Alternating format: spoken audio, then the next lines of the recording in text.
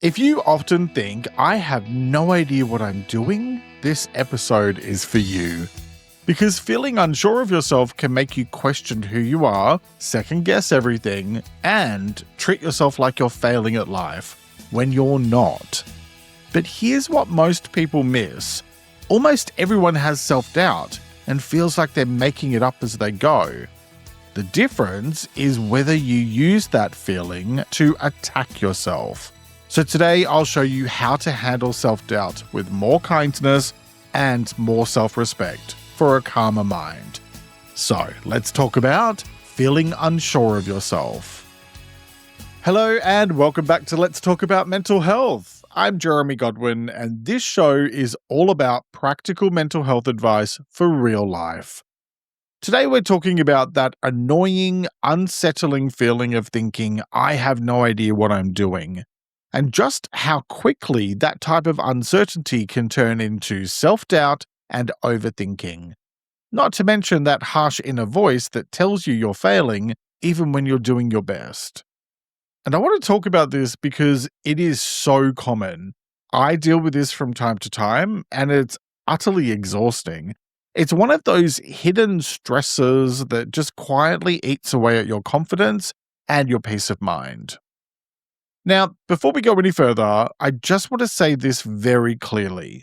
If you feel like you have no idea what you're doing, you are not broken, you are not somehow behind in life, and you are not the only one. The fact is, you're human, and you're living in a world that expects you to be confident, decisive, and polished basically all the time, which is absolutely ridiculous. I hear this from people constantly, and I felt it myself. That moment where you're doing all the so-called right things on the outside, but inside it's like there's a thought process going, how is everyone else managing to function when I'm a hot mess? What's wrong with me? You know, you might be at work nodding along in a meeting or at home making dinner or paying bills, and meanwhile, there's this quiet dread in the background. What if I'm messing everything up? And it's not even necessarily one big dramatic thought. Often it's more like 1,000 tiny little moments of self-doubt that add up. You hesitate before you speak. You rewrite that message 3 times. You re-record the introduction to your podcast 5 times. You delay your decisions. You over-explain yourself. You look for reassurance in subtle ways. And then you get angry at yourself for needing reassurance or for needing to redo things. All of that is the exhausting part, right? It's not the uncertainty, it's the way that uncertainty turns into self-judgment. And just to explain how this relates to what I do, I'm a counselor and I've supported a lot of people through anxiety and self-doubt. And I've also lived through my own seasons of feeling completely lost after a total breakdown in 2011, followed by several years of crippling depression and anxiety. So this is not theory for me. It's personal and it's also practical because I had to learn the hard way how to handle self-doubt about myself so that I could eventually put my life back together. You know, sometimes I honestly just think that adulthood is, it's basically discovering that nobody gets a handbook and figuring out that you're expected to just work everything out for yourself. And the people who seem like they've got everything sorted are often just better at pretending in public. And so if you've been waiting for the day that you feel fully grown up, well, I have some news for you. Sorry, but you're going to be waiting a very long time because it doesn't just happen, right? First, today, I'm going to define what this whole I have no idea what I'm doing feeling actually is in plain English, and we'll talk about how it tends to show up in your everyday life. Then we're going to talk about why feeling unsure of yourself affects your mental health in the way that it does, because it's not just an annoying thought, it has a real emotional cost. And then I'll walk you through a simple process to help you handle uncertainty without spiraling into self-doubt and self-attack. And just a quick note, if what you're experiencing is intense, persistent, or it's starting to mess with your ability to function, professional support can be really helpful. Whether that's your GP or primary care physician, a counselor, or a psychologist. But this episode is also for anyone who maybe can't access therapy right now. Or if you are seeing someone, this will give you tools that you can actually use in real life between sessions. Either way, we all deserve support, and that's what you'll find here. So let's talk about what is feeling unsure of yourself.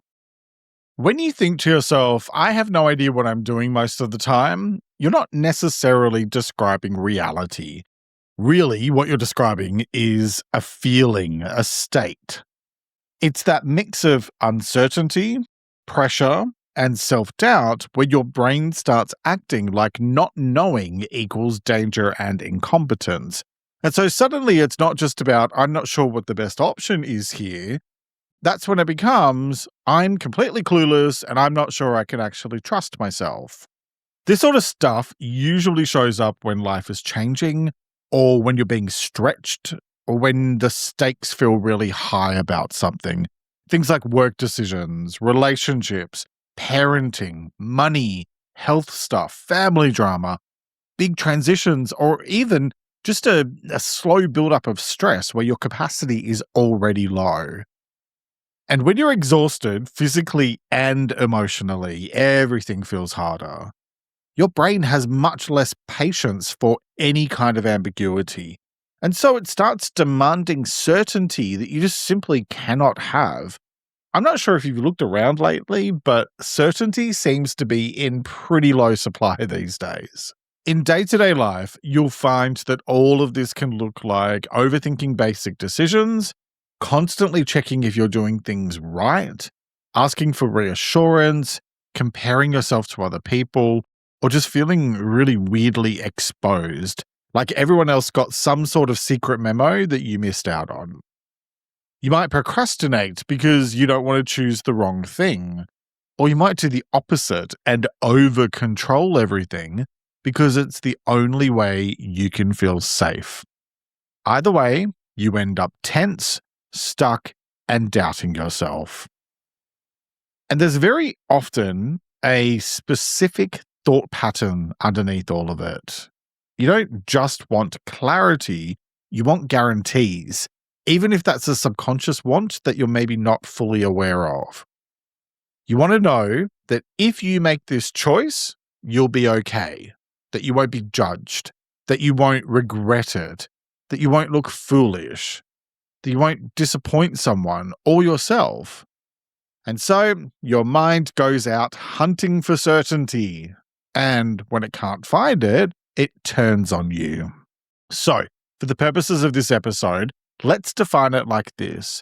That unsure of yourself feeling doesn't mean that you actually have no idea what you're doing.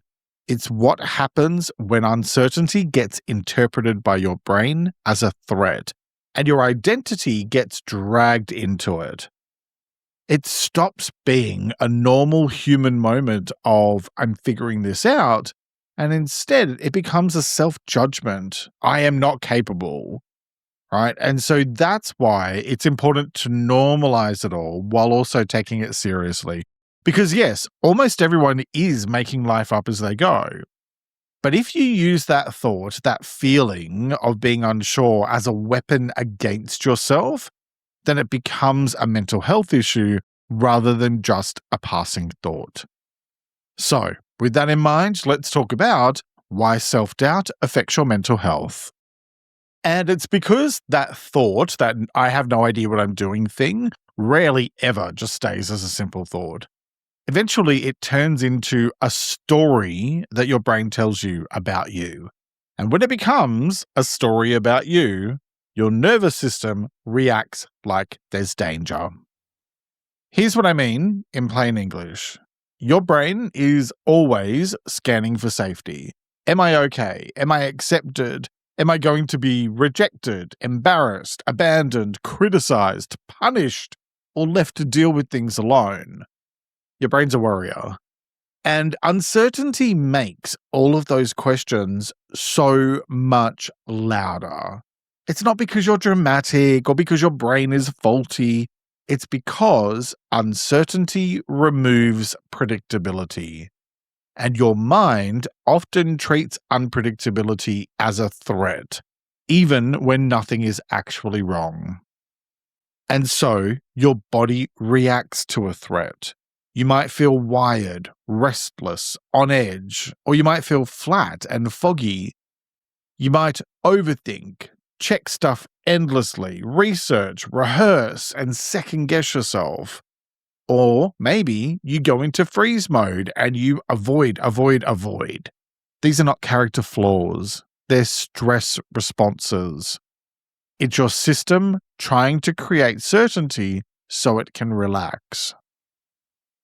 But then your identity gets pulled into it. Because most of us don't just want to feel safe. We want to feel competent and worthy. And so when you're not sure what you're doing, it can trigger shame. Shame is that awful feeling of, well, it's not just that I'm struggling, it's obviously that there's something completely wrong with me. And shame is like pouring jet fuel on the fire. It makes things so much worse. It makes you hide. It makes you perform. It makes you try to be perfect. And it makes you harsher with yourself. And then you wonder why you feel anxious. Now, we also need to name the external stuff here. It isn't just about what's going on the inside. We all live with constant noise. There's pressure, comparison, endless opinions, and a culture that rewards certainty, even when that certainty is completely made up. And all of that can make it look like everyone else has a very clear identity, a clear plan in life, and a clear purpose that they're all working towards. And so you might start to feel like you're the only one who's staring at your own life and going, what's happening here and why am I such a booger? That's not a personal failing. That's an environment that messes with your head, actually messing with your head. But here's the thing. If you keep using uncertainty and self-doubt as proof that you're incompetent, then you'll never feel confident because you'll be constantly putting yourself on trial. If there's one big thing I want to stick in your mind from today's episode, it's this. Two things can be true at the same time. You can be unsure of yourself and you can still be capable. And it's also worth remembering that uncertainty is a feeling, and feelings are not facts. Nobody has all the answers, and we really are all quite literally just making it up as we go. So stop beating yourself up for feeling unsure of yourself sometimes. It's barely mid-morning when I'm recording this, and I've already had at least 3 what the hell am I doing moments since breakfast. But I chose to manage them and not let the self-doubt get in the way and distract me from what I know I can do. And besides, let's be real here. If there really was some sort of universal how-to adult handbook, I promise you it would be at least 90,000 pages long, and it would still be missing the chapter on how to do life when your brain just won't shut up. The goal is not to turn you into someone who never doubts themselves.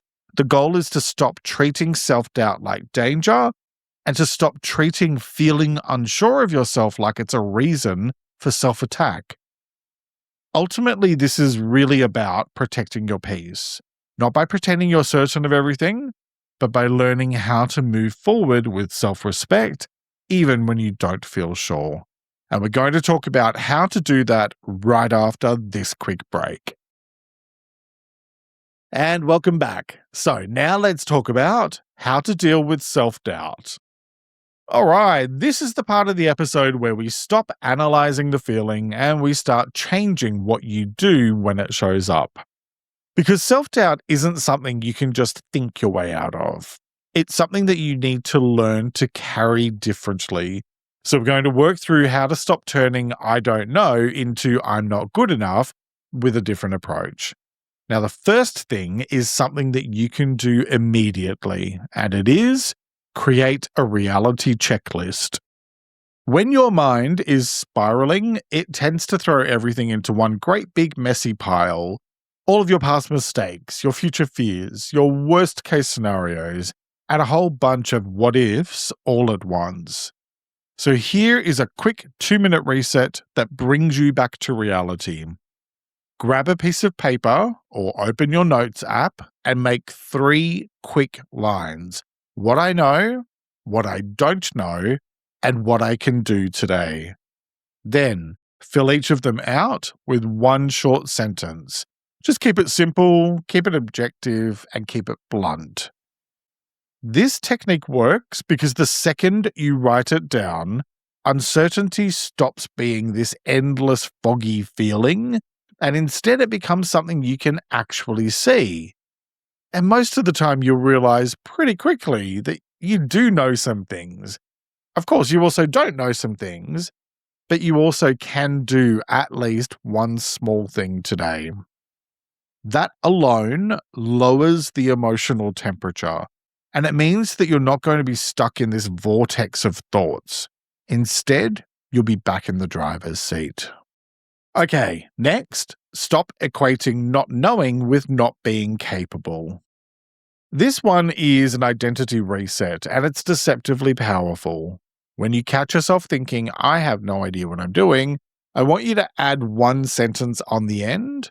Not knowing doesn't mean I'm incapable. Say it out loud if you can. Because this is where most people get taken out. They confuse uncertainty with incompetence. They treat this I feel unsure feeling like proof that they are failing. But being unsure often means that you're doing something that matters, or maybe you're doing something new, or it's something that has real consequences. It can often mean that you're growing, you are challenging yourself. It can mean that you're in that messy middle part, but it's where you're still figuring things out. And yes, it can also mean that you're tired and your brain is being melodramatic, which is also a thing. Either way, it is not an accurate assessment of your character. It's simply a moment in time. So, now over the next week or two, I want you to do the following. Track your triggers. If this whole I have no idea what I'm doing feeling keeps on showing up, I want you to get curious about when it spikes, because it's rarely ever random. So for the next week or two, do a simple check-in whenever you notice it happening. Where am I? Who am I with? What am I doing? And what's the pressure I'm experiencing right now? You're looking for patterns here. So maybe it hits you after you've had a bad sleep. Maybe it happens around certain people who make you second-guess yourself. Maybe it occurs at work when you're under scrutiny. Maybe it manifests when you're about to set a boundary or when you have to make a decision that might disappoint someone. Whatever it is, once you can start to see the pattern and keep monitoring that pattern, you can stop treating it like a personal defect and start treating it like information, because that's what it is. And when you do that, that's when it becomes much, much more manageable. All right, now let's talk about some bigger picture things to work on over the next few months, starting with learn your way forward. And this is the shift that changes everything over time. It's about moving from I need to prove myself to I'm allowed to learn. When you're stuck in self-doubt, you're usually living like every decision is a test of some kind. And if you get that wrong, it can feel like it means something terrible about you. That mindset makes uncertainty unbearable, because feeling unsure of yourself basically feels like guaranteed failure in your head. So instead, let's choose to treat life like a process. You try something, you get feedback, you adjust, and you keep going. Now, that's not lowering your standards. That's being realistic about how we human beings grow. We learn and we grow through trial and error. And when you adopt that growth-focused mindset, the thought of, I have no idea what I'm doing, starts to change. And bit by bit, it's replaced with, I'm figuring it out. And that one sentence has a completely different emotional flavor. It has space, it has self-respect, and it has dignity. Next, identify where self-attack comes from. If your default response to uncertainty is to tear yourself down, it's worth asking a bigger question. Where did you learn that? Because most self-attack isn't who you are, it's what you absorbed. It's an old survival strategy. For some people, it comes from being criticized a lot growing up. For others, it comes from feeling like they had to be perfect in order to be safe, or useful in order to be loved. Sometimes it's family dynamics. Sometimes it's past relationships. Sometimes it's toxic workplaces that reward fear and shame as motivation. Sometimes it's deep-seated imposter syndrome, which I cover in more detail in episode 307. Whatever it is, the reason why doing this exercise matters is because you cannot heal what you don't name. If every time you feel uncertain, you immediately punish yourself, you're not going to feel calmer, you're going to feel trapped. So, start noticing your inner voice. Start noticing the moments it gets vicious. And begin practicing a new rule. You don't have to speak to yourself like that to get through life. You can choose to hold yourself to account without humiliating yourself. As I often say, two things can be true at the same time.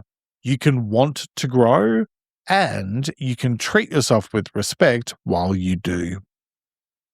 So those are the tips. At the very least, pick one or two to work on, and then you can build on that over time. You'll find all of the tips in the episode transcript available on my website at ltamh.com/episodes.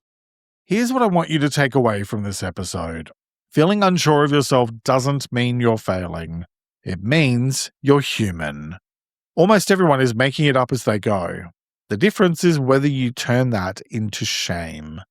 And you don't have to. You can meet uncertainty with kindness and self-respect, and you can still take the next step, even when you don't feel sure. So what's one small thing you can do today to feel a little less unsure of yourself? Because when you boil it all down, the goal isn't to become someone who always knows what they're doing. It's to become someone who can handle not knowing without losing themselves. Each week I like to finish up by sharing a quote about the topic, and I encourage you to take a few moments to really reflect on it and consider what it means to you. This week's quote is by an unknown author, and it is, "Uncertainty is uncomfortable. Self-attack is optional." Let me repeat that. Uncertainty is uncomfortable. Self-attack is optional.